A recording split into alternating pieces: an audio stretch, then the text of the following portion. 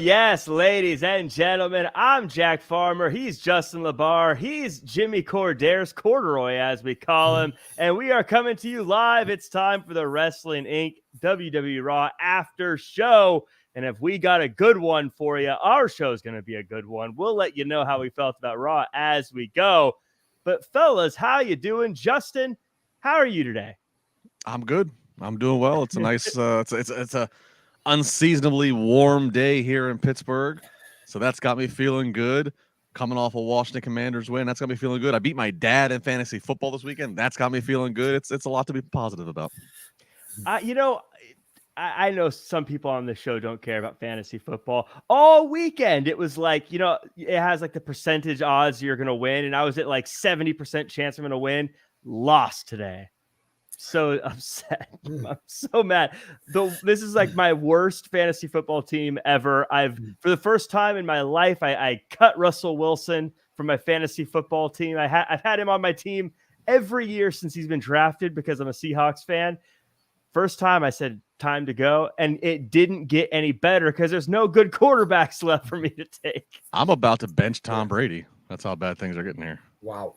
Tom is just not Tom. I'm about to bench Tom Brady. But I don't know who I'm going to start. Yeah, well, the only one that was available, I got Matt Ryan, and I was like, okay, well, that's not. He just got benched. And he just got benched. So Daniel Jones is who I have now. We'll see how that works out next week. He had a big weekend this past weekend. Well, let's hope he keeps at it because I need the wins right now. But also, Jimmy, how are you? I'm doing well as well up here in Canada, as the meteorologists like to say, above seasonal temperature. So, yes, we have been some nice sunny days up here. It's supposed to kind of take a downward turn towards the end of the week, but I'm going to enjoy every day that we get that is nice and take it. And no, I'm not in a fantasy football league, and you don't want my quarterback, Ryan Tannehill, who hasn't been bad. It's just that he's not putting up big numbers that would, ignite somebody's fantasy football team. Well, that's the thing. Brady's still scoring 12 to 15 fantasy points, but he's projected to be in the 20s, and based on the Tom Brady measurement scale, it's horrendous. Right. But then again, Derrick Henry for my Titans, what a beast. Not quite an Earl Campbell where he'd be running and people would be hanging off him, whispering in his ear, "Please, Earl, go down. My kids are watching on TV, please." Well, I had a fun weekend. I did want to take a quick moment and say I got to do commentary for Santino Brothers this week and got a cool shirt out of it. But it was a deathmatch show. I don't know if you guys ever watched deathmatch wrestling. Ew, it was fun. It was crazy, but lots of I was like, ew. Because when I look at Jack Farmer, I think deathmatch wrestling.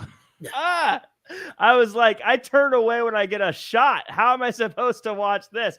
It was an incredible show. It was fun times. We'll have it up on YouTube eventually, but it was a fun time. Santino Brothers, always fun shows they put on.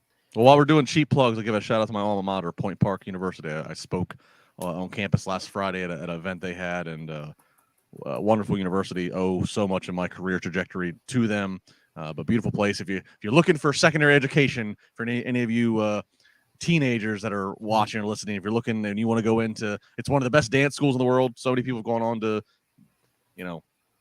a Broadway and cruise lines. One of the best dance schools, a tremendous communications programs where I got my broadcasting degree. So that and much more. Point Park University. There's my plug, and I'm still not going to get any tuition money back after that plug. That's really cool. That's sort of a you've made it moment, right? To have your school call you back to speak. Yeah, I guess so. It was cool, and I have not been. We used to film Chair Shot Reality at the studio there on Point Park University. So those that know me from the Chair Shot days, we from 2013 to the end of 2018. That's where we filmed. So I was there still regularly, and I felt much more connected. And then from 2018 on, and the pandemic, I had not been back there since. And it's just tremendous. They actually showed me a new soundstage they have there where Netflix Mindhunter filmed an episode there, and they got to keep the set on the soundstage because Netflix said we're not taking the set anywhere else. So they got to keep this. I mean, so there's just so much cool stuff. It's right in downtown Pittsburgh.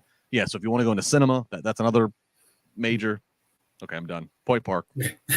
They should give you some money back after the plugs you're giving. They should give you, something, a little kickback. Come on. Or at least when your kids are old enough to go to school, give them a little bit of a break on tuition going there. or at the very least, name a library after you. I mean, I don't think library and LaBar goes together. But I'd be happy to have a studio name. Give me a damn microphone. Have a mic. Yeah. Say this is the Justin LaBar microphone. The library sells itself. Library. Oh my goodness. In any case, let's. Never mind. I'll stop my joke there. Speaking of people coming back, we got some news about Bray Wyatt and his return. Many have wondered what direction Wyatt might take upon his much anticipated return at WWE Extreme Rules, and we may be gaining a little more clarity on that front now with Wyatt listed as the top babyface on SmackDown internally, according to PW Insider, followed by Drew McIntyre in the number 2 spot for the Friday night show. Justin, it seems like Bray Wyatt clearly is the focal point of the most interest, so it makes sense he's number 1 on at least one of these lists, right? It does, but it still presents some interesting conversation. First off, to have him, he's been cheered by the fans in many different iterations of his gimmicks, but they never have seemed to hold him there. Now, again, new creative regime, seems like new way of doing things, but holding a character like that, when The Undertaker first debuted, I don't think anybody in 1990 was saying, oh, this is going to be one of the greatest baby faces ever. And obviously he turned out to be that special.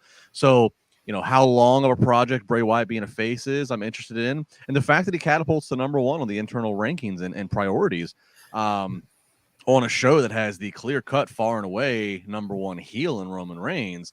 But yet, it doesn't seem like he's going to be touching Roman Reigns right now. Reigns has his, he's got Logan Paul, Karrion Kross and Drew McIntyre both want some of Reigns. So the Friday scene, we need Jimmy back in those blue stripes. The Friday scene is very, very fun to watch, as we are not quite at Mania season, but November is approaching. November is kind of like that.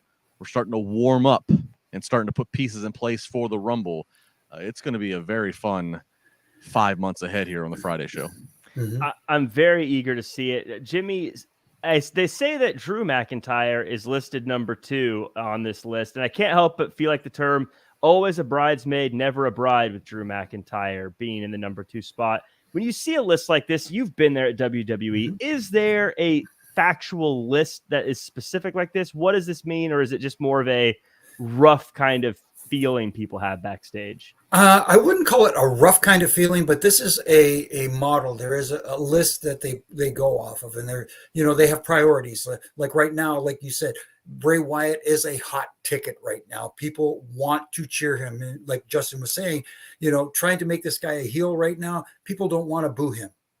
People want to cheer him. So why fight that right now? Let the creative juices flow in this guy, because he is a very creative guy. And, maybe eventually you can get there. And like Justin's point, where he said, when the Undertaker debuted, did anybody see this guy ever becoming a babyface down the road? This is the same thing with Bray Wyatt. You let him continue in this iteration as quote unquote the number 1 babyface on the brand. And then eventually you can, I know he is smart enough to know how to get those fans to turn on him. And that's going to be the hard part. But at the same time, it's going to be the fun part. The creative juices will flow in this guy. And we'll see if that's the direction they want to go eventually. Because if it is going to be Roman Reigns down the road, and if it is going to be Roman Reigns on the plate, I hope it's not rushed. Like you said, we got November coming up, and then we've got Royal Rumble season and Elimination Chamber, which we found out is going to be up in Canada in Montreal in February. The road to WrestleMania. Take your time. If it isn't going to be The Rock and Roman Reigns, which is the rumored main event of WrestleMania coming up, then maybe building up a Bray Wyatt versus Roman is the road to go down. And that's an excellent point, Jimmy. Is that it's the Roman versus Rock has obviously been a rumor for years. But LA was kind of the one that we all circled. 2023 is the one we all circled because of Los Angeles. But we've heard, we know. I just finished Brian Gewirtz's book, which is tremendous. He's like the Rock's writer, and of course works with them on $7 production. And Brian Gewirtz has even confirmed such, which there's been plans for Rock to do things in WWE over the years that just couldn't happen because the Rock's very demanding, Hollywood schedule. So this is kind of a blessing for WWE in the sense that if something was to happen to where they can't get Rock and Roman for Mania, or Rock says, look, I can do it in 2023, but I can't do it till SummerSlam. And now you need a big Mania match. Well, now all of a sudden you have Bray back and you have people captivated by Bray. So it is a great backup plan, to use. I'll ask both of you, how big of a deal is it? Do you need to see Bray Wyatt wrestle? Let's say Bray doesn't have a match until January. Let's say everything between now and January is the inner conflicts we're seeing with these different characters and all the things, all the pieces of the puzzle. Jack, do you need to see Bray Wyatt wrestle, or is that not important? Can he wrestle every so many months and that's fine for you? Yeah, I think he could be, I guess we'd call a part-timer, and I'd be fine. Like if he was only wrestling every now and again, I'd be okay with it. I do kind of want to know what his purpose is right now, but I don't need to see him have a match next week or anything. You know what I mean? If that makes sense. Like I'd like to know why he's in WWE as a character, but I don't need to see him have, matches with Ricochet and, whoever each week at this point. Yeah. If he was on like a Roman Reigns, Brock Lesnar schedule where it was just like the big pay-per-views and maybe every now and again on a weekly show, I'd be totally fine with that. I also think it's good that they're making him a good guy, because I feel like if he tried to be a bad guy, it'd be like when Becky Lynch was trying to be a bad guy and we were all like, we love you. It's okay. Yeah. But another return that people have talked about but has not happened is CM Punk. According to Wade Keller of PWTorch.com, Triple H would be open to anything that gets eyes on the product, even if it was someone as polarizing as Punk, but not everyone is on board. While he thinks Punk personality-wise might be more trouble than he's worth, has shown a history of recognizing wrestlers who are over with today's fans that he himself might not have predicted would be over, Keller said of Triple H. Somebody who's currently in WWE and is within the sphere of influence of Triple H's decision-making would be a hard no as of me asking this person today, a hard no on endorsing the return of CM Punk, even if it would help business. So, Jimmy, it sounds like they're saying that Triple H may be open to doing whatever it takes to get business, but if you ask this individual, the answer is no. Is there a line of thinking that, assuming CM Punk's personality is a big issue and is a big problem, is there a point, though, where you say the business is too good to pass up? In theory, yes. But at the same time, in a situation like right now in the WWE, where everything seems to be at least heading in a better direction that they've been going, whether it's storylines, whether it's their presentation on television, and the locker room seems to be a much calmer and different environment right now under the umbrella of Triple H. Someone as unpredictable as CM Punk, who can at times go off the handle, for whatever reason sets him off.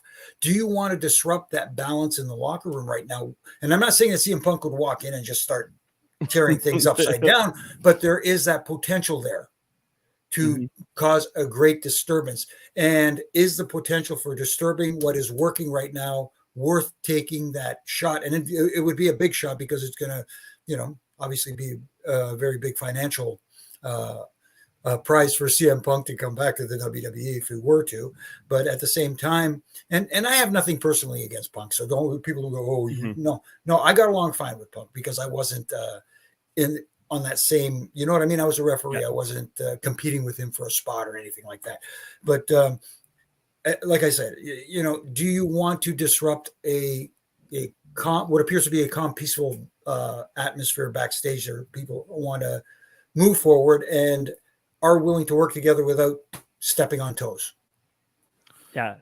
If Punk had not returned to AEW in 2021, if that return never happened, and at this point in time, Triple H is taking over the creative, and Punk has not seen a pro wrestling ring since Rumble 2014 here in Pittsburgh, I think it's more of a conversation of like, that would really get, again, and people have not seen him, but you've already lost the, oh my God, the guy we thought that maybe would never come back to the business is back. You've already lost that initial pop. AEW got to have that.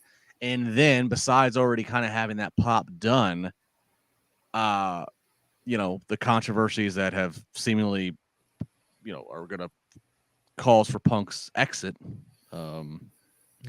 That's just reignited reputation that Punk has always had to deal with, which is he is his own man. He's outspoken. He goes to his own beat. So, yeah, I just don't see, to Jimmy's point, I think the morale is there positively in WWE. I think that you'd be running a great risk, and I don't think if Punk showed up at Survivor Series, I don't think it's as big of a deal as it would have been had he not been on AEW TV and came back. So I can't see, I can't see what I think the risk far outweighs the risk, and the price far outweighs the return on the investment. Yeah, I have to agree, because I also think that WWE's humming along right now too. It's not like they're in a bad spot and no one's interested and people are turning away. Like, things are cooking, and I think Triple H is a little bit more interested in figuring out how do we get Ciampa involved than he is how do we bring in CM Punk. Just as an example, Ciampa, not specific. No, exactly. It's like you deal with the talent you have now that has been working their butts off, and try and help get them over. Right. You know what I mean? And like, again, to your point, Jack, and to Justin's point, the short-term gain. I mean, yes, I get it. People will be interested at first, but how long will that last? Right. It also would feel a little bit like, I think you'd want him there because you would hope that he would cut a promo on AEW on your show. But at the same time, it's hard to care if he does that when he literally just did a promo on WWE. It'd take a little bit of to Justin's point, a little bit of the fuel out of that fire, I think. Yeah. Agreed. But let's get into the show. Before we do, as always, I love to thank everyone who is listening on Spotify, Apple Podcasts, wherever you get your podcasts, or watching on YouTube. And if you're watching live, thank you so much for being here. John Everett, stalking you, Chris Bricks, Ashley. Ashley, by the way, I see your super chat, and we're going to get to it once we get to the Seth Rollins bit. NYC Demon Diva in the house saying good evening only to LaBar and Jimmy. And make sure to acknowledge Logan Paul. But Dylan Matthews in the chat as well. Lil John Statu, Night One, Elizabeth, and Baby Ice, and Alex, and everyone else. Thank you so much for being on in the live chat. Also, a couple quick shout outs as well from Twitter. Justin, you always like to know where people are listening to us at. I don't know if I'm going to say the name correctly, so I apologize, but at Igadio DeLeo says he's going to be listening from Los Angeles tomorrow. So thank you so much. And also want to give a shout out to at Paul Apex SC for the kind words on Twitter. Says he's a big fan of the show. So we appreciate you for that as well. Let's get into the show. I'm just going to pull back the curtain before we get into this a little bit. I didn't have a chance to watch much wrestling over the weekend, so I was catching up today. I watched a lot of it today. I had to watch Rampage. I had to watch SmackDown. I had to watch Halloween Havoc and Raw. I don't know if it's because I was watching so much wrestling, but this episode felt like it wasn't quite as spicy as previous weeks. Again, maybe it's because I just had wrestling on all day and I was like kind of over it by the time it was on. But I felt like this was one of the weaker Triple H era shows. I usually don't do overall thoughts to go into it, but Justin, I want to start with you. Am I crazy for saying that, or did you feel the same? No, this was probably the least enjoyable of the Triple H era Raws. But that being said, if you compare it to a Raw in May, it still has a lot more positives to talk about. We're not doing redundant rematches. Here's what this week's was. We'll overarch and then we'll go specific. Here's what this week's was. This week was continued continuity of stories, but there can't be a reveal every week. There can't be a debut every week. You have to let some things breathe. This was a breathing week. This was we're advancing the story with the Miz and the parties around him with this big secret we'll talk about. We're advancing the women. They continued. They were building Omos and this novelty match with Braun. Like, this was a continue to build, but based upon compared to some really good Raws over these last few weeks and months, it was not the most exciting 3 hours. But again, it's all in context of how you're measuring it. It was not a bad Raw. It was not they phoned this in, but they have been setting a higher bar lately to where this one just fell a little short of that excitement bar because it was a lot of just advancement to the next week and to the next next premium live event. Mm-hmm. Fair enough. Let's Jimmy, unless you have anything to add, let's dive into this. No, that was excellently stated, because I was thinking the same thing. It's just that it wasn't bad, like the matches were good, that sort of thing. There's a few little critiques, which we'll get to when we go through the thing, but at the same time, it lacked pop. For lack of a better term, it just didn't have that ooh, Yeah. So let's start the show with Judgment Day coming out. Rhea calls you guys thick skull dimwits. I don't think she was referring to me, but she was talking about everyone else who's watching, and that Judgment Day runs Monday Night Raw. Finn rubs it in that Dom beat AJ before the OC come out, and we get Anderson versus Finn. The whole match comes apart as Judgment Day gets involved, and Finn gets the win after Ripley low blows Anderson while the ref's back is turned.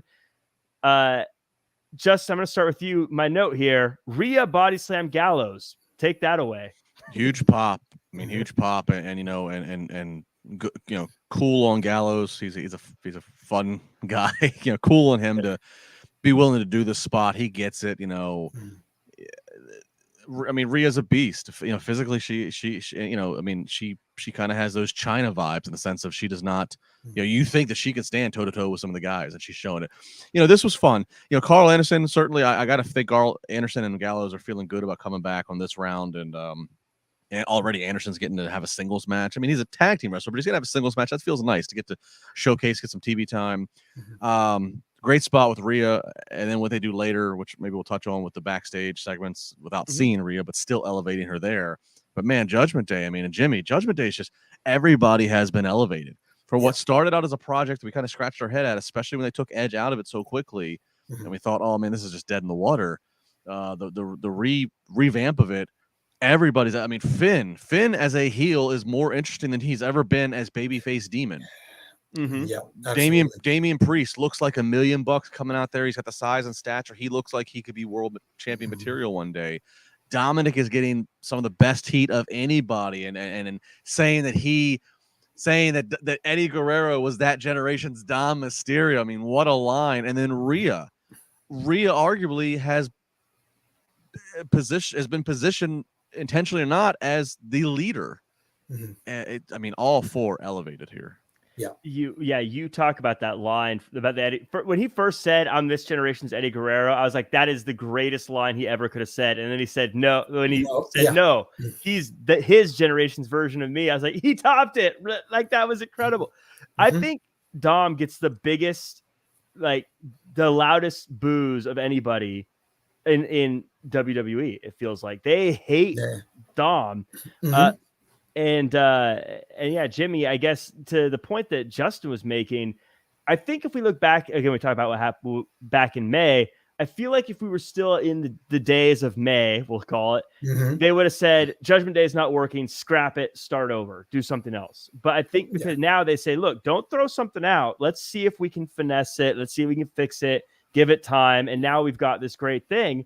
And Jimmy, just taking away this turn of Judgment Day and the fact that they held on and made it work. Yeah, they absolutely did. They didn't. What's the old term? Didn't throw the baby out with the bathwater. They changed directions and they made it work. And they found guys and a gal who are gelling together. They mesh together well. They work. They play off each other so well. And you talk about Dom's heat. That Eddie Guerrero line that you recited there, Jack, was just gold, because you know how beloved Eddie Guerrero was, both by the fans and by everybody else. All of us, we all loved Eddie, and I could see Eddie right now and looking down at heaven and smiling at Dom, going, "Yeah, that's how you get the heat, brother." That kind of stuff. So, and calling himself the greatest luchador of all time and that sort of stuff, or whatever the case may be.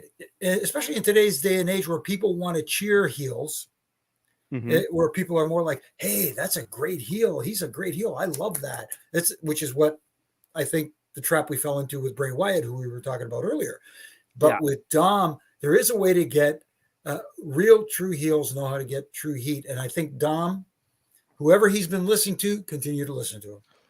And last week I talked about how all this for Dom is just preps and rep for your Mania match against your father Ray. And I'll tell you what, just to fantasy book a little bit further, I don't know what her contractual situation still is, if she even still is with AEW. So we really haven't seen her on TV much. But man, if WWE could get a hold of Vicky Guerrero when we get around to that time, just the element of story that she could add to. I mean, there was signs tonight. If you guys saw, there was a sign tonight that was in the View of Heart camera that said like, Eddie's your real father. Like, I mean, and I've seen them every week. The people have latched on. They've not forgotten. Of course, WWE's reminding us. So, I mean, if they could, I know Vicky, if Vicky would be contractually available, I think once upon a time, Vicky and Eddie's daughter was in the system. I don't know if she's even involved in pro wrestling anymore, but I don't know. There's just such real elements to this that I think it would just it would just move the story that much more if you could bring in real Guerrero participants to help, plead with Dom. You've gone too far. Yeah, that would be fantastic if they could get Vicky Guerrero over. I don't know what her contract looks like, but also just making that comment, because Eddie Guerrero there's a handful of wrestlers that you are just not allowed to like naysay. Like if you go even on Twitter and say something, there's certain people, if you say it, you're just going to be attacked from all sides. And if you were just go on Twitter and be like, I wasn't that big of a fan of Eddie Guerrero, you will be destroyed by the people of Twitter. And so for him to say something like that about Eddie Guerrero is just the right, just good stuff. We do have a super chat in here from friend of the show, Steven. Steven says 3 possibilities for OC to bring in a woman to counter Rhea: Raquel, Valkyrie, or Tessa. What are your guys' thoughts? I don't know of Tessa or Taya Valkyrie being in contact. I feel like Raquel is firmly where she's at, but I'm a big Taya Valkyrie fan. You guys, any ideas on who they could bring in as a female to neutralize Rhea?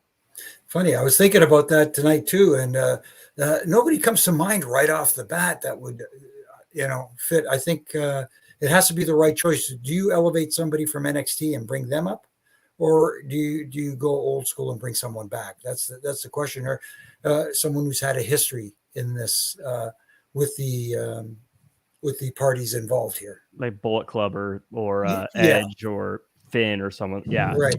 Yeah, I mean, I know Rhea's over. Beth?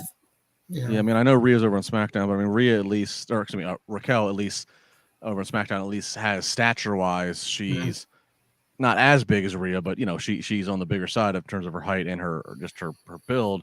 Taya, I don't know. Tessa, I don't think that's gonna happen. Yeah. We also got another one from Bear Hudson. We'll just knock this one out real quick. Asks, what do you think of Bray's return so far? We talked about Bray a little bit to start the show, Bear. So we'll just kind of, I guess, rapid fire go through. I like it, but I also have this feeling of we've seen the big buildup for Bray multiple times and been let down. So I kind of want to see where this is going. I'm like I said, I've been hurt before by Bray is what I'm saying. So I'm guarded a little bit. Reserve judgment until we see exactly where it's going. But so far so good. And like when Justin mentioned it earlier, the internal conflict that he seems to be having, it's a nice little change. Yeah, a nice little different direction for him. And I mean, I'm liking that. Any thoughts? The inner conflict. Yeah. I mean, I'm going to be cautiously optimistic, like you said, Jack. But I do have the optimism I do have really is that in all the past projects, again, he's had ideas of where this should go and where it should end, and creative just didn't understand it or didn't see it, didn't want to see it, whatever. And so it got detoured. We got goofy things like the Hell in a Cell between he and Seth in Saudi Arabia. We got goofy things like somebody coming to the Firefly Funhouse and beating him up. Like nobody should be able to walk, whatever. So I'm encouraged because I feel like, again, I said this something like this last week, if he came back after being quiet for the last 2 years, if he came back, it's because he feels like he's going to get the creative room that he wants, and he obviously has an idea for where this is meant to go, and so I think they'll kind of stick with it. So that's what's encouraging. This might be the first time that we really see a Bray Wyatt mind creation seen through to the fullest. Yeah. Well, I'm hoping. I find myself intrigued. I just, So speaking of intriguing stories where we don't know where it's going, The Miz confronts Johnny Gargano about him knowing something about what's going on with him and Dexter. Miz goes into the ring and recaps everything that's happened so far. Miz says he thinks Dexter is targeting him because he picked Ciampa to work with instead of Dexter. Gargano says Ciampa is just injured. R-Truth comes out, and we get Miz versus R-Truth. Truth gives Miz a North Cackalack butt whooping, as he calls it, and gets a big win over the Miz after Johnny Gargano pretends to be Loomis and distracts the Miz. Jimmy, I'll start with you. Is Johnny Gargano kind of swooping in and stealing Dexter's spot in this whole rivalry? I wouldn't say he's stealing the spot, but he's getting some attention put on himself as well. And I think he is a project that they are very happy to work with. He's un-WWE in stature. Like usually everybody, I know the old school mentality was, WWE is the land of the giants and there's always big guys. And Johnny's not a big guy, but he's very talented. And as we see, he could talk too. He's got a good personality as well. So I think Johnny is a long-term project. And I think they figure this is someone who could help get that Dexter Loomis Miz story to the next level without having Dexter Loomis coming out and talking and keeping him a mystery longer. Mm-hmm. If you're getting my drift here. Yeah. Right. And to further that, it is a way to work on this project that is Johnny. And it's like Dexter's character. Dexter can't have long dialogue, so this is a chance for somebody to do the babyface dialogue of questioning the Miz and accusing the Miz of his shenanigans, whatever it may be, without exposing Dexter, without having him talk, and it takes away from the mystique of crazy eyes, crazy face. And it makes sense. It can make sense to those who really have followed, because Dexter and Johnny were associated in NXT once upon a time. So it's not completely random. I will say I do think that they have the same kind of expectation challenge ahead of them that they did to a greater extent with the White Rabbit stuff, as people kind of there's an expectation here. Okay, there's this big secret, there's this big thing. What did the Miz do to Dexter Loomis? Which is good, because we all said Dexter's not coming off really babyface here. He's doing all these things, attacking the Miz. We have to find out about some extreme motivation that makes us still sympathize with him. So they've set it up, and we'll supposedly next week we might find out. I hope that they have a good reveal, aha, or something else that then adds 3 more questions that we go down that wormhole. Because if this is as simple as, I don't know, something just really lame, something very lazy, then that could kill all of Dexter Loomis, all of the Miz, and potentially some of Johnny Gargano's momentum right now. I always think of whenever we think of bad reveals, first thing I think of now is always the mechanical spider that Roman was carrying around for months. Well, and that's funny you said that, Jack. That when Roman had the thing for a while, I remember having a conversation with somebody that was in WWE at the time at Raw every week, and I said, "This is just between you and I." I was like, "What's the idea here?" And they told me that was, and then they told me some other ideas, and I said, "I think it's going to end up being like a venomous spider." I just remember thinking, that's just going to be just a huge fart. Yeah. And then sure enough, it happened. I'm like, oh my God. So it's funny when I think about bad reveals, that is in the more modern recent history. What I think about is we start out with something really cool, but nobody has a single clue for what is written on the last page of the book. Everybody's on the first page, nobody's written the last page. Right. And we'll figure it out. No, you won't. But hopefully they don't have a mechanical spider. Hopefully he didn't kill Dexter's mechanical spider here. Jimmy, last question on this part for you, because I think until we know what the thing is, there's not really too much more to add to this. But my last question for you is, when R-Truth comes out, do you say what's up? Because I say what's up whenever he asks. I do. It's almost like it's automatic. It's ingrained. It doesn't matter what I'm doing. I could be writing down something. I could be looking on the internet, and I'm just hearing the music, and I'm just saying, "Hey, let me type in here. What's up? What's up? What's up?" I do that exact thing. I even do the echo. Yeah, I do the same thing. I can't help it. No, it's infectious. I realized that today. Like, yeah, because that's what I mean. Like, too. I say it kind of quite like I'll be taking. I was like, what's up? What's up? So here's the $64,000 question. I love that they book towards hometowns. I love that they book towards geography, geographical relevance. Truth being a Carolina guy. Does seeing R-Truth tonight in a promo segment and then a match with no damn mention or citing of the 24/7 title, have we finally buried that thing for good? Has the 24/7 title been tossed into the? Is it in the vault that does not get unlocked?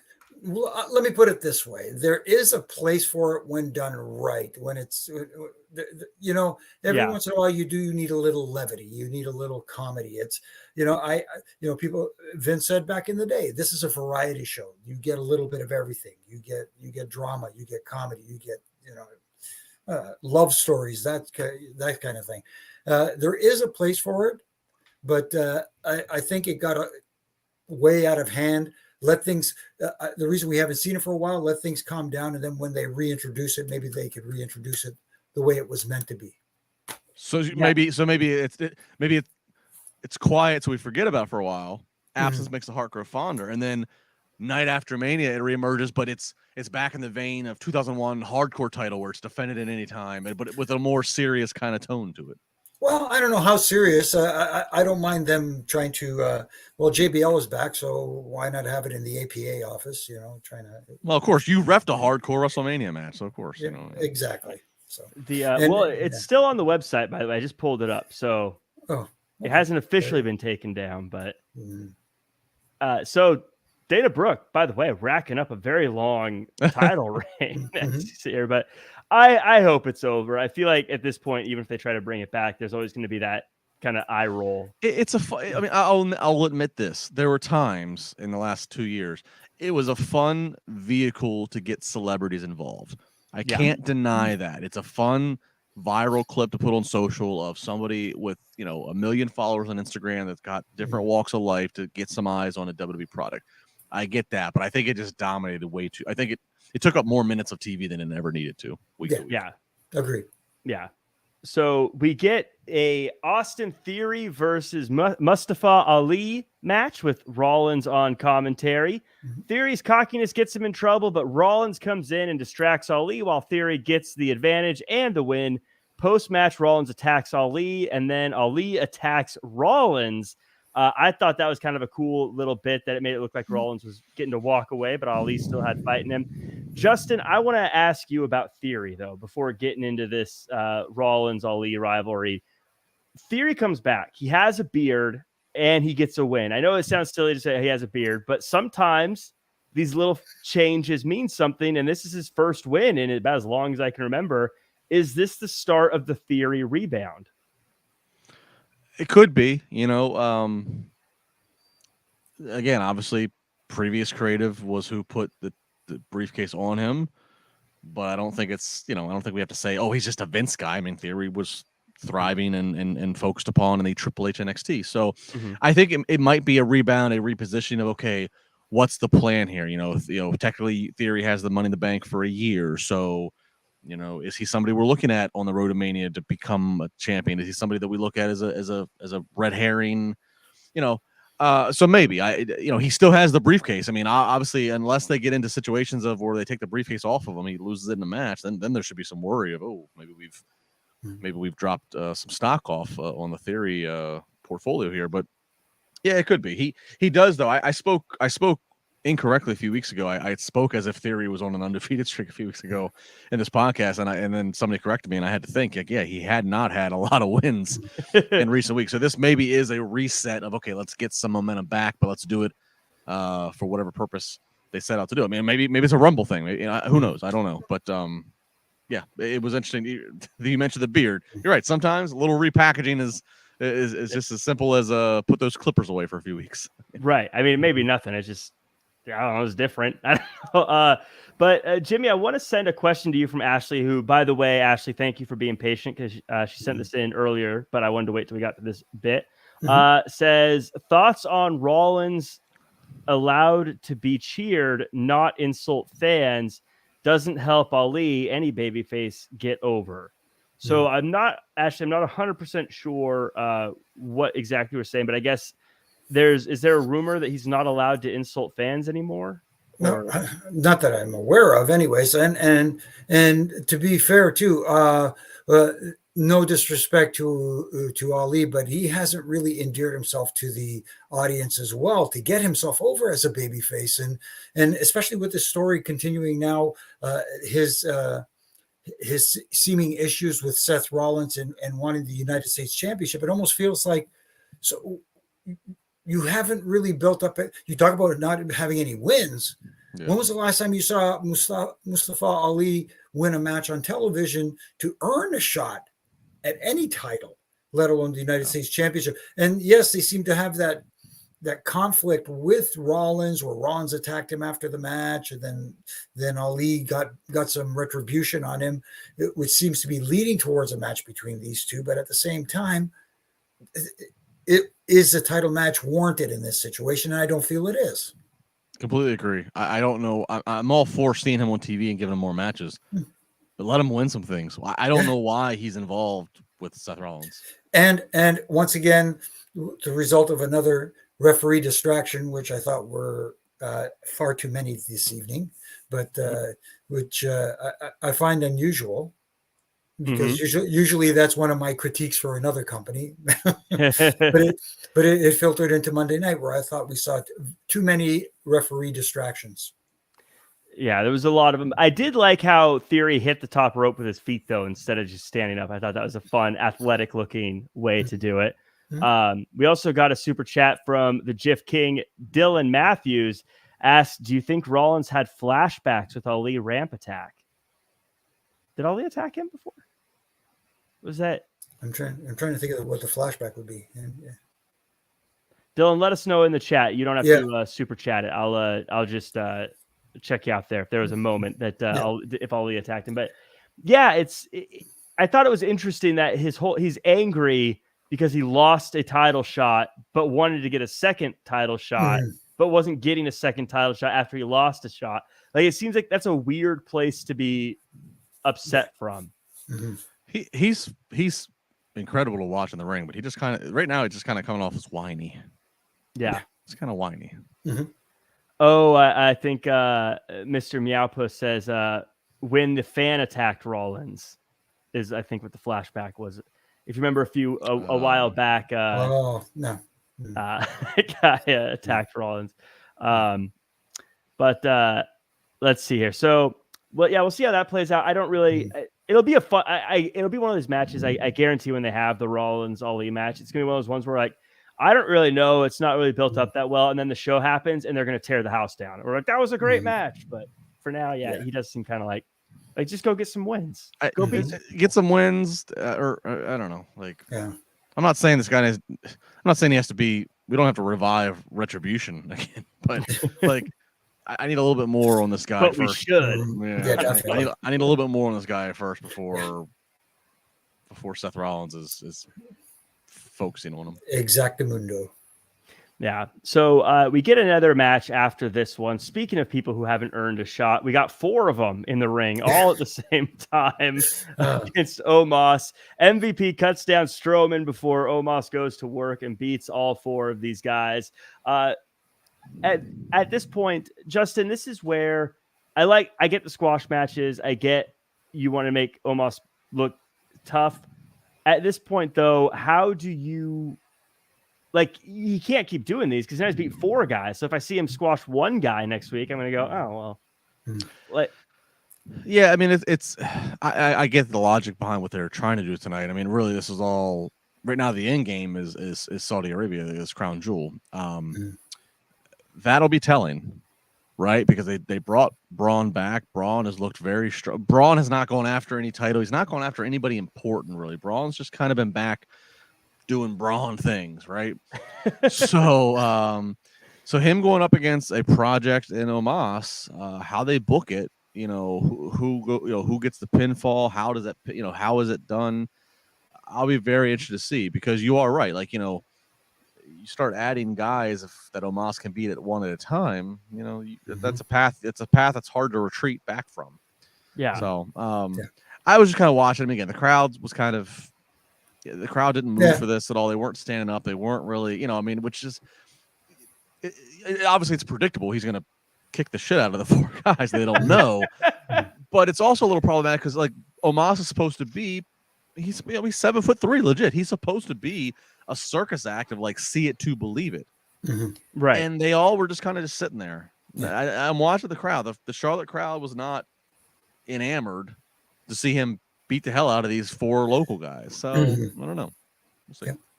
I was kind of thinking, not to be fantasy booker, but I was thinking they should have had him, if they're just going to beat someone, beat like a Shanky, who's not on TV right now anyways, but also big. And you could say, see, we're not scared of other big guys. We're the best big guy or whatever. Would be kind of an easy opportunity for him. But it's easy for me to book from my couch as opposed to for them. But anything to take away from this, Jimmy? No, it's just, again, it wasn't, it didn't. I know in theory it's designed, he beat 4 guys, that's so impressive. But in today's day and age, that kind of thinking doesn't work because people are in tune with what appears to be quote unquote enhancement talent. And I think that's the thing. People saw 4 guys that were going to get their butts handed to them. And they didn't see it as, this is going to be a challenge for Omos. Right. At least if you have someone who is at least got some notoriety from the roster and they get defeated, and even if they get like dominated completely, at least that does more for Omos than having like 4 local unknowns to the vast wrestling audience get their butts handed to them. Yeah. Oh, and like I said, now if I see him with one local guy in the ring, I'm going to go, oh, well, he could beat 4. Why would I care about 4? So we continue on. Earlier in the night, Elias and Matt Riddle are chatting, and Elias says he doesn't like people interrupting him, and that's when Alpha Academy interrupts him. So we get Elias versus Chad Gable. It's a hard-fought win for Elias before Otis attacks him post-match with Riddle coming out to make the save. Jimmy, this felt like, to me, watching this match, obviously it was a reintroduction of Elias in the ring, but it kind of felt like they were trying to show us that the character Elias knows how to wrestle as well as play guitar, if that makes sense. Oh, absolutely. Especially because, man, Chad Gable is just so darn smooth and so good. And having Elias being able to hang with him did more to elevate his status as, he's more than just a personality. He can go in the ring, and that helped a lot. And him getting to beat Chad Gable, I think, helped elevate him too. And they furthered a couple of storylines here. A battle of tag teams, of an established tag team, and one that looks like it's becoming a tag team with the absence of Randy Orton. It looks like Matt Riddle has got a new best friend, for lack of a better term, and jamming partner, so they could jam together. But that will be interesting for if and when Randy does return down the road. Now you're setting something up here that could be very interesting. Yeah, because Justin, it didn't seem like Elias hated Riddle, but it certainly didn't feel like he wanted to be his best friend either. So could this be setting the stage for something? Yeah, because even that first backstage where Riddle and Elias are together, Elias, as he was getting annoyed, started to lower his guitar. It almost looked like he was getting in place to maybe whack Riddle, and then he got interrupted by Alpha Academy. So, maybe just a little thing there of a, foreshadowing. So I'll be curious to see what happens, but I agree, Jack, to your original question. They definitely made sure to establish that Elias could go in the ring. He was in great shape. It's the first time we've seen him and, in this physique and that look and all, obviously, in a while. I got to say this. I know, obviously, it wasn't. They had a planned finish, which they did, of Elias hitting this. I don't even know what you call it, but it was obviously some kind of a finisher that they're trying to maybe get over. So I know you don't just call the audible that quickly, but the spot of Gable doing the moonsault, which he misses, and as he's missing, Elias hits him with the knee. The timing of it at all. Thank God everybody's okay. It looked brutal. Corey Graves jumped up. If you were watching the commentary desk, they showed the replay a couple times. I almost wish that they knew the three parties in the ring, being Elias, Gable, and the referee. I wish all three parties knew how good it looked on TV and could call the audible that quick. And that's not realistic, but I wish they could know and say, stay down for 3. That's the finish. Yeah. Because they did that. And then it was 1-2 was a false. And even Corey Graves kind of naturally kind of said, really? Like he couldn't even believe, you know, and then again, we get to the finish, but it was a hell of a looking spot that those two worked up. Dylan Matthews in the chat now. I said I was going to call out your response about the Ali thing, and we got it figured out before you put it on there. So I'm just going to shout out one of your other chats here. Dylan Matthews says, I'm convinced Elias is going to turn on Riddle. It is the seed was planted. The seed was planted a little bit. I was going to say, go back to May and imagine us having this conversation. Oh, Elias will turn on Riddle before Randy Orton does. We all say, wait, what are you talking about? Crazy times. Yeah. We get a backstage segment, a couple of them because it's broken up by a commercial. Backstage, the OC says they have a Rhea problem, and even though Gallows is bad with women, he's going to try to handle it, but he comes back and has to ice his balls. His exact words are, body slams are his love language. Wow. Which, by the way, is such a great, different approach than what you would expect in this kind of rivalry. Actually, it made me enjoy, oh, this is different. I figured it was going to be a let's go beat him up or whatever, but it was goofy Gallows, I guess, going to try to handle it. And now it's the question, who's the person going to be that they get to help out? And I'm interested. It was fun. It was a fun little silly bit of the show that was fun to see. We get earlier in the night, Johnny Gargano's backstage and he brushes off The Miz and then makes fun of JBL and Baron Corbin. That leads to a match between those two with JBL on commentary. They get some good time, but it breaks down as Gargano gets on the announce table and puts on JBL's hat. This causes JBL to get involved and help Corbin get the win.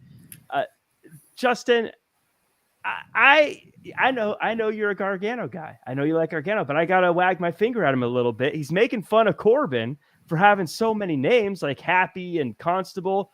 But Johnny Gargano's Johnny Wrestling, Johnny Takeover, Johnny whatever. He's also got a lot of names. I don't think it's the same. I got what he was going for. He was going for, and all of that. He's still been Johnny Gargano. I get that he's making fun of the different chapters of Corbin. Right. I mean, I like what they did here in the backstage. I like JBL kind of, kid, you be carrying my bags, show some respect. You're single A ball. I mean, it's easy stuff here, right? And it makes sense. So I like what's going on here. I like that Johnny did the spot of putting the hat on and doing the JBL 2-step on the desk. He's gonna. And again, as you said, Jack, I'm a fan of Johnny. Known him for a long time. He needs to do more of that because, again, he is tremendous bell to bell. He does some things bell to bell that it's like, wow. But, he came back in Toronto, crowd popped out of the surprise, but I'm watching the crowd. I don't always go to listen. I'm watching and he's coming out and there's still a portion that's just not sure. Like, oh, okay, well, all right. Another good guy. Great. So he needs to do more things to infuse his personality. So he doesn't get the win here. He doesn't need to. Corbin went in. It's the right decision. But that's why I like he's got two parallel paths. He's got this kind of path going here, but he's got the stuff with the Miz and Dexter Lumis. And we need to get more of his personality because he's not the biggest guy, and you're going to have to get the crowd connected to him. Besides just underdog, you're going to have to get them to find him funny, find him charming, find him sympathetic, all of the above. And so we need to see more of that to get this Johnny Gargano push to work. Jimmy, do you think that Johnny Gargano can become endearing if he's on as many segments as he was on this week? I don't think he needs to be on a lot of segments. He just has to make every appearance count and make it mean something. Little things like he popped me when he was interacting with JBL backstage, and he said talked about his MC Hammer pants and stuff like that. Little pop like that. But again, Johnny can talk, but he needs to make his minutes count as opposed to saying, well, he needs to have a 20-minute match. He could do the same in a 10-minute match and get people interested because he is that good. He is, and little promo segments and little interactions with other talents that he's going to be feuding with or whatever the case may be. It doesn't have to be a lot of it because he is that good. Hey, Jimmy, you've played a team at JBL. His let me ask you this. His character makes total sense in tonight's application. Total sense that he would come in and be like, you're single A ball. It took you forever to get here. This is Baron Corbin, former Golden Gloves boxing champion, former NFL. All that makes sense for the rich, snobbish aristocrat JBL to say. In your opinion, though, because JBL was a locker, he was a wrestler's court bailiff. He was a guy to kind of keep the letter of the law in the backstage, what have you. How do you think he views a guy like a Gargano, who is one of who is one of a million, who is not the biggest of size, okay, works and does all the super flips, blah blah blah, but he's made it as far as he has. Triple H sees something.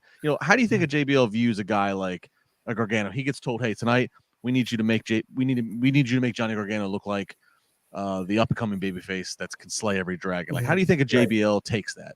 No, I think he's fine with it because a person like Johnny Gargano, like him, Justin, he also he's respectful in the backstage environment. And that is a very important thing. You talk about peek behind the curtains. When it comes to JBL, that is a very important issue with him, that the youngsters having respect for the veterans who have been there.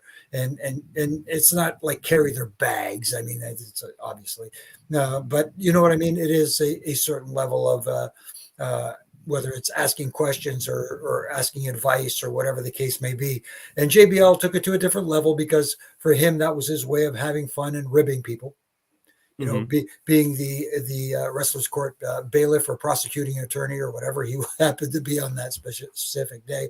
But it also, it was a line that he put out there, you would be carrying my bags back in the day, is almost like a line that everybody in the locker room, because Miz was that guy at one time who got kicked out of the locker room and had to change in a broom closet and wasn't allowed to change with the boys for a long time. So I think they're taking elements of that and kind of trying to incorporate it. But you're right. Yeah, you're right. Yeah, that's a great point. And JBL said tonight, the Miz is a veteran. You're respecting him. Yeah, exactly. The irony. Exactly. It is kind of funny when you look at it from that perspective. I noticed he's twice now mentioned back in the Attitude Era. It makes me wonder if we might start getting a little bit of the old man get off my lawn kind of approach from JBL, like back in my time kind of approach that kids hate to hear. So the younger audience and all the younger wrestlers immediately could have it's heat. It's perfect. Yeah. Because there's not really a lot of people doing the surprisingly the back in my day kind of bit, but it works perfect. Oh, especially now with today's audience. Yeah. And especially say in the Attitude Era, because that's the era. Now, don't get me wrong, I loved it growing up, but that is the era. Everybody's like, that was the best era, and so it is a bit of I'm sure if you're younger, a sore spot to hear the old guy going back in the Attitude Era. I can imagine if I'm a 20-year-old going, enough with the Attitude Era, ruthless aggression all the way. Come on. It's kind of like even those before the Attitude Era who said, the best, the TBS era and Saturday nights at 6:05, that was the best era, or Mid-Atlantic Wrestling, depending on where you were from.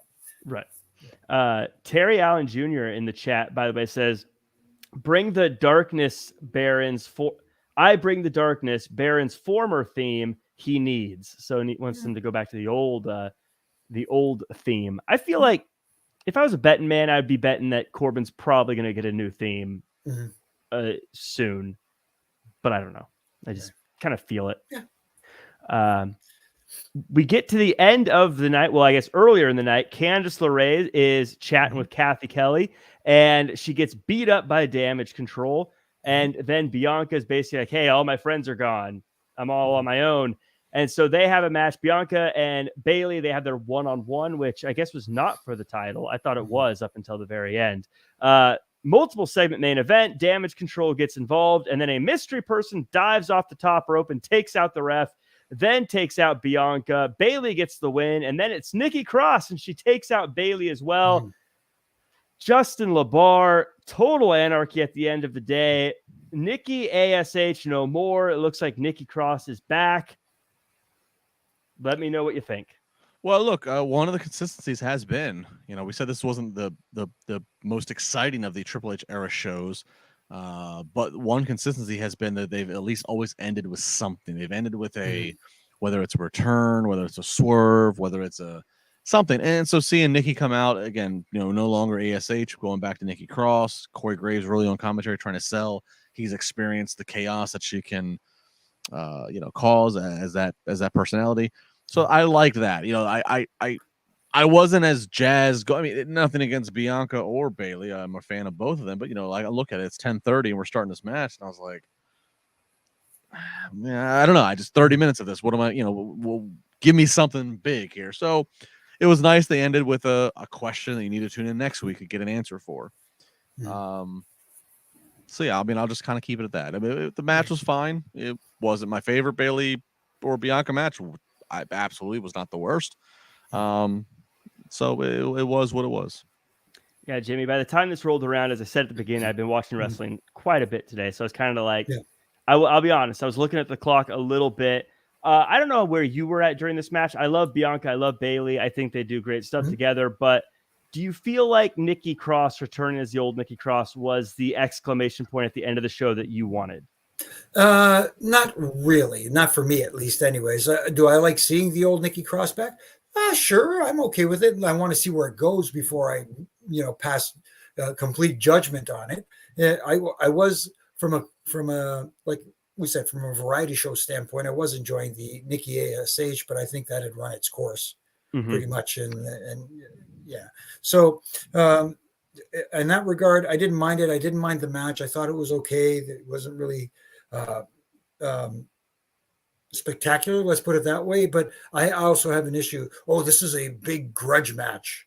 But one of them is the Raw Women's Champion. And having these non-title matches just, for me, it's like when they say, well, if you beat the champion, you get a shot at the champion. That means you got to beat the champ twice. Yeah. It just makes no sense to me. And what an interesting, if we want to get behind the curtain and kind of, dissect X's and O's, what an interesting scenario to say that they positioned a women's main event tonight on the story and premise of the baby faces ran out of friends. She's outnumbered. And we're in Charlotte, North Carolina. You're right. That is interesting. And the woman they decide to have come, not save Bianca, but just inject in the women's division, repackaged, is a Nikki Cross. And it's been crickets about where's Charlotte Flair. Do we know? Is there something? Do we know why she's not on TV? Is there a reason? I know she got married recently, right? Is it just time off? She got married over the spring or summer, but it's just been kind of like she's. I don't know. Again, that's what I'm saying. It's kind of a mystery with her. It's been there was a lot of rumor of, is she happy in WWE? Of course, we know that her now husband is not happy in AEW. Rick's always there in the headlines with what he's doing and what he says.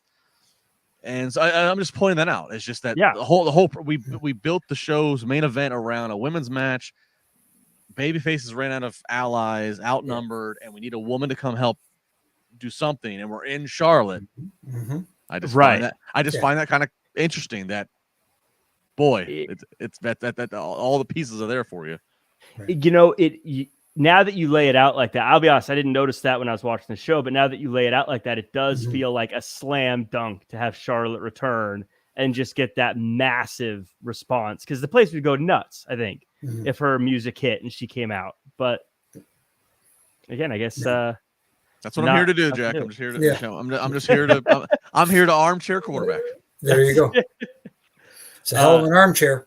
It is. But yeah, like I said at the top, probably not one of my favorite Triple H era Raws, but I think to Justin's point earlier on, if this was a year ago, I'd probably be like, this was sick. This is great.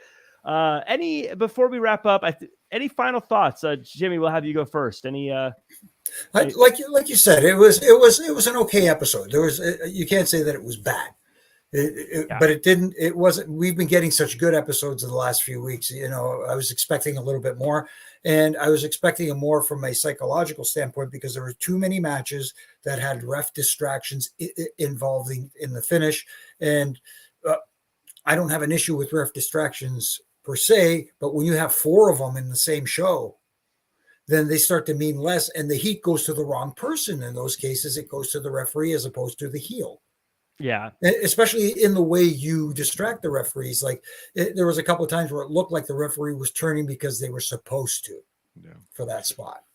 Yeah. To that point, I know, now we know that it was done to get the spot for Nikki to jump off the top onto all people, including the referee.